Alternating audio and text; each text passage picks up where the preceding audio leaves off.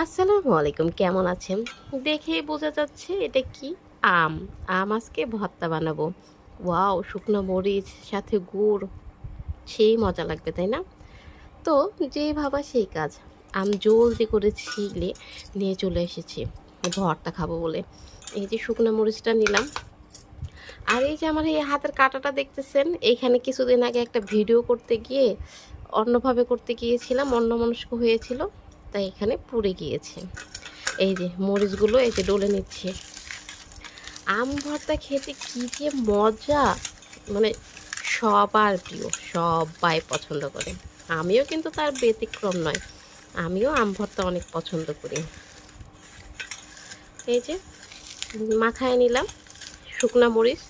শুকনা মরিচগুলো মাখানো হয়ে গেলে আম ভর্তা আসলে এক একজন এক একভাবে করে, আমি তো এইভাবেই করি। তারপর এখানে দিয়ে দিচ্ছি, এটাকে আবার তেঁতুল ভাববেন না, এটা হলো গুড়। এই যে গুড়গুলো, হ্যাঁ দাও, গুড়গুলো এই যে দিয়ে দিলাম। আম দিও না, গুড় দিয়েছি। তারপরে গুড়গুলোকে একটু ডলা দিব। এই যে একটু ডলা দিলাম। হবে। ডলা দিয়ে এগুলিকে একটু ভেঙে ভেঙে নিলাম। তারপর এর মধ্যে এই যে দিয়ে দিচ্ছি আমগুলো।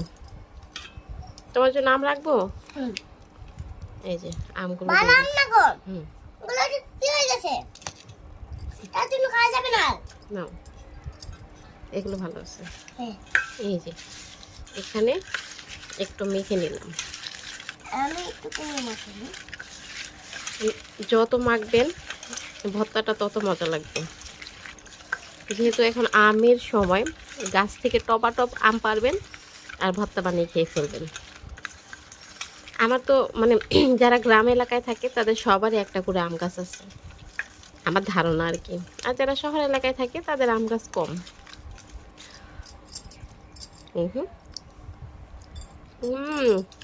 অসাধারণ।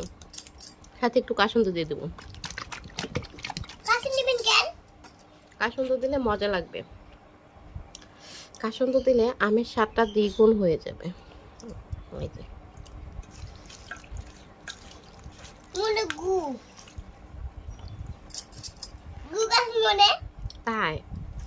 তাই সরিষা দিয়ে, সরিষা দিয়ে কাসুন্দ বানাইছে। এই যে আম ভর্তা, দেখি তো মজা হয়েছে নাকি।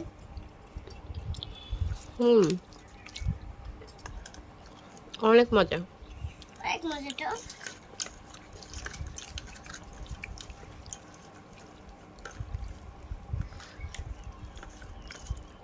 আমার মনে হয় কাসুন্দ না দিলে আরো বেশি মজা লাগতো। কাসুন্দ দেয়াতেই অন্যরকম একটা টেস্ট আসছে।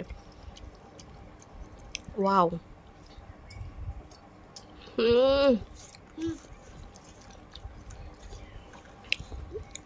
সেই মজা হয়েছে, এত মজা, এত টেস্ট।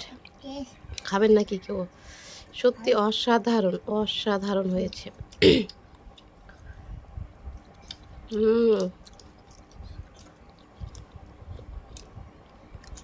এভাবে আম ভর্তা মাখলে অনেক খাওয়া যায়, অনেক মজা হয়েছে। বলেন। আজকে এখানেই। আসসালামু আলাইকুম, সবাই ভালো থাকবেন, সুস্থ থাকবেন, আমার সাথেই থাকবেন।